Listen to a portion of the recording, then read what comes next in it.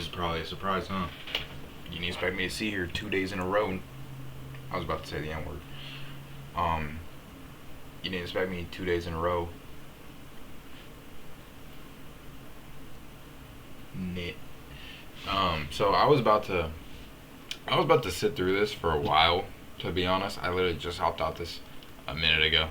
I was about to sit through this for hours, bro. Cause I mean, I personally feel like we're in a pretty strong bullish trend, and we could end up coming here to visit these highs. These aren't all-time highs, but they are prominent ones. I mean, clearly, as you can tell, this is a strong draw on liquidity. So, yeah, I was kind of sitting through this trade on S&P right here because fuck the Nasdaq, bro. Fuck the Nasdaq recently. That shit is ass, hot ass. I hate the Nasdaq, bro. It has been pissing me the fuck off. Every time I get in a trade, it's some bullshit like this right here. I would enter right here, profit, stopped out. Or I don't know. You know what I'm saying? Like you hop in a trade and then it just wicks you out real quick and then goes to your draw on liquidity. That's what happened to me yesterday.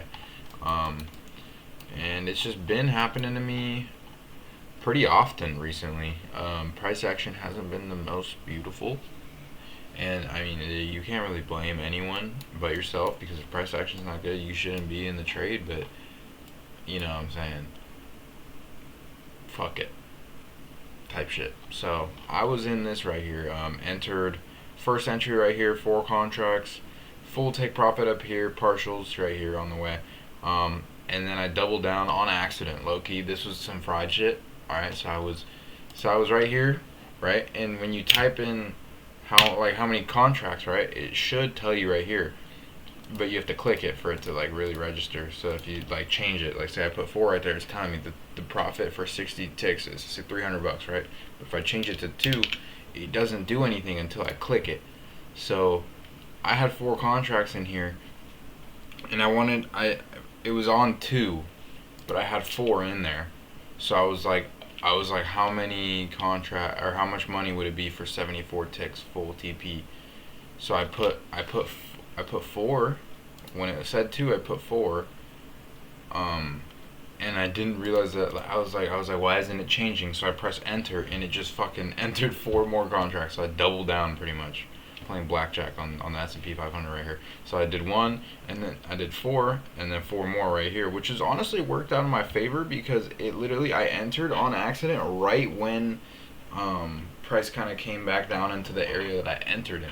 So I entered right here. Original entry was down here, right here, with stops below this FVG right here. Oh my god. Right there. And then I re-entered over here, and then we kind of doubled down on it. So price hit TP1, reached TP2. I wasn't able to exit 2 more, so I took 2 contracts out right here, on this line. Then TP2 was this high right here, and I wasn't able to take out 2 contracts because it was too quick of a move. But then, so the draw on liquidity, that the reasoning for me entering this trade, hold on, let me just put y'all on some game, right? So news came out, and we had this fucking strong reversal. Or not a reversal, you would call it. Maybe more like a continuation. But it was so quick that it left the opening gap right here, which is treated as a fair value gap in my eyes, but kind of stronger, more like a BPR in a sense, where you kind of just have a lot of faith that price will revisit that. So once I saw these reversals right here, so we had the continuation after news, right? CPI came out today, I think, or was it PMI? PMI, 10 a.m. ISM services, PMI. When that shit came out, price continued. So once I saw the the halting in price action after we passed this low right here, there was kind of signs of reversal on both indexes, which is more than enough confluence for me given that we have this draw on liquidity. I didn't want to enter on NAS because the dirty ass pack, because of reasons that I was talking about earlier, that I've been getting fucked, bro. Like you see, this is my butthole right here, and then this is the NASDAQ, and it just fucking, like, right before you think it's about to be nice and soft, he just closes his fist, just fucking resizes your shit, bro. Just fucking, like, it's not cool. So yeah, now price kind of thizzled out. Recently, I've been noticing within the last few days the whole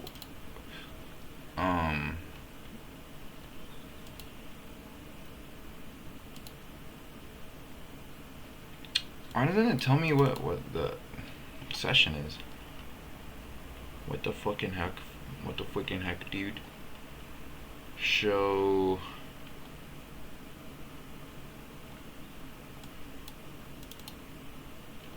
What the fucking heck, man? Oh, display text. Is that? Yeah, it is. Okay, cool. And then can I maybe make it more opaque? Why does it have to be the fucking most solid text ever? Is that a thing? Can I do that? Is that cool?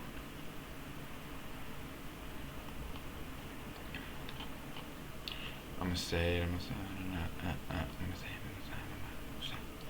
text transparency. Is it this one?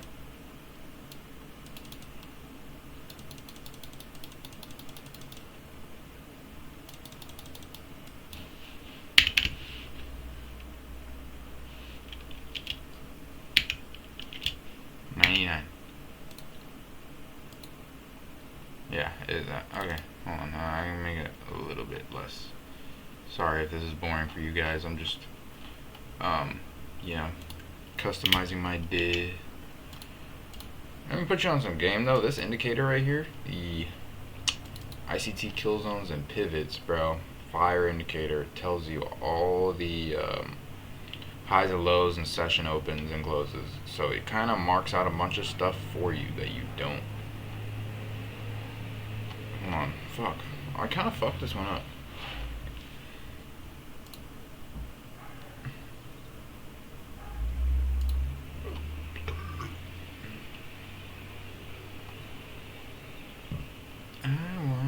Take you away into the music, DJ, let it play. I just can't refuse it. Like the way you do this, please don't knock into it. Please don't stop the music. I wanna take you away. Let's do 77. There we go. Now I can actually read it. And then the lines too. See, I accidentally deleted it while I was like deleting drawings, and I accidentally deleted my indicator. So I have this one set up all the way that I like it, but this one's not set up how I like it anymore. But these lines, right? So it like shows you the lows that are untouched, and once they get touched, the line disappears. So it literally marks out lows and highs for you, and it marks out all the sessions for you. So if you have trouble, knowing what session it is, or maybe you like marking out highs and lows and shit like that, it just does it for you. So like, I usually am not all about indicators and shit. I don't like having fucking million different things in my shit. But this one's not too intrusive, and it looks cool. And it marks everything out for you. So win-win. So yeah, right here what we had was I entered, doubled down on it. Dealer showed me a fucking shitty hand, so I doubled down on that bit. You know what I'm saying? And then not really a rape at all. I hit TP1. TP2 did get hit, but I didn't pull out in time. Nutted in her on accident, and then it started kind of falling through, so I pulled out right here. Pulled out my full position right here. I saw, kind of right after because you can see, bro. This is what I'm talking about. When there's an opening gap, you see this right here. Hold on, let me draw it for you niggas in the back. This right here, opening gap, opening gaping hole in the market right there, You see that? Price will revisit that point relentlessly as soon as it can. So the second, this was obviously news price action, came, swept the low, which is clearly swept all session lows damn near, except for PM from yesterday. But London Asian got swept out quick, and then price revisited the point, and then it kind of, faded away. So this would have been a better trade if I maybe entered with a little bit more, and did something along the lines of like an entry like this, just to here, and with high contracts, But you don't always get the perfect entry. I would say that this isn't bad though. Pulled out just in time, to be honest, because look how shitty price action turned after that. It just faded away. So yeah, that was kind of the only move for today, besides quick scalps on this and shorts all the way down here. But I'm not gonna trade before news. I will never do that. So yeah, I mean, I'm not gonna say never, because I have done it before, and if I see something that's good, I might do it again. And I low-key might start doing it, because this was pretty obvious for shorts right here. This, we had the inverse fair value gap. This right here would have been a primo short. But the thing is, you never know when news comes out which way it's going to go. And it always goes hard. So, yeah, you don't want to be on the wrong side of the stick and get fucked. So, yeah, that's pretty much it for me. We'll be back tomorrow with it. Yeah, I'm starting to like kind of get in my circadian rhythm. I learned about this on a fucking Andrew Huberman podcast. Circadian rhythm, where you like kind of get into a flow state with your life, and just kind of learn, how to make everything flow correctly, because sometimes you get caught up in shit and you just like live shitty and you don't realize it, and you just like get depressed, and you get in like a cycle of like doing wrong. Like you just, I don't know, you don't really do shit that you're enjoying, and you just kind of like, you're kind of existing, you're not living. So I feel the best when I go to bed around 11:30 to 12 and wake up at 6. That's sort of like my rhythm. I can wake up with no alarm if I go to bed at 12. I can wake up at 6, no alarm. And then I kind of like to have my routine. I wake up in the morning, drink water, coffee, and then trade, and then eat breakfast after, and then I'll go to work. So I'm trying to get everything going again with that, because I did fall off the bus, bro. I'm not gonna lie, I fell off hard. I had a bunch of issues going on in my life, like shit that maybe one day I'll talk about it on a video, like do one of those fucking mental health videos, because I was going through it, bro. I was going through it pretty hard. But we're back, it kind of took away from my like productive life. I was doing really, really good last year at this time, and then it just like, bro, like one thing after another, like fucking going damn near broke and shit. It's just, life gets hard, bro. Life gets hard, and I think it's good though, because it gives me perspective. Because I used to be really mean to people, and after going through this shit and being like, damn, bro, like if I was a dick to myself, if someone was a dick to me right now, I'd want to fucking kill them. So I try to be nicer to people, because you never know what people are going through, and if you like, if someone's acting a certain way, I usually just chalk it up to, maybe they're just having a bad day, because you never know what someone's going through. Like if someone's fucking road raging at you, they're probably just having a horrible day, bro. Because I do the same thing, bro. When I'm having a shitty day, and then on top of that I gotta sit in traffic, I'm fucking not happy. But when I'm having a good day and I'm sitting in traffic, I don't really care. I'll just listen to music, and the day's good. So I don't know, try to live a more peaceful life and be nicer to people and treat people how I would want to be treated. And it makes you feel a lot happier that way, because I've felt like shit for so long. So, hopefully we're getting back into the groove of things, and this time when we get on the horse, we won't fall off, and we'll actually, lock it down. I've been doing good with weed too. I don't really be smoking as much as I used to. One thing that I have noticed, bro, is my anxiety is so much better, because when I used to work at Round Table Pizza as a delivery driver, And I would literally, bro, every time I smoked, I would fucking have a full-on panic attack. I hated my life, bro. I was not happy with who I was. Even though I was making good money at that job because I was a delivery driver, and I would like steal everyone's deliveries and get all the tips because everyone just drives like shit. I'm like a fucking speed racer Paul Walker driver, and all these motherfuckers at the job that I had were just like super slow, and they're like, so I would just steal all their deliveries and I'd get like triple the amount of tips as everyone else. And so um I was working there, and I was making good money, but I was not happy. And then every time I would smoke, you'd kind of have the realization like, fuck, I don't like my life right now. And then it would end up, fucking with my head. And so then I was like, yeah, I can't smoke weed. That's my issue. It's like weed fucks with my head and shit. But it's not the weed. It was my life. So in a sense, weed kind of saved me because weed's the thing that made me have a panic attack and realize that I hated my life. And then when I got fired, when the minimum wage in California went to 20, it went from 16 to $20 last year around this time. Um, April 1st was the day that the minimum wage went from 16 to 20. So I got fired because they needed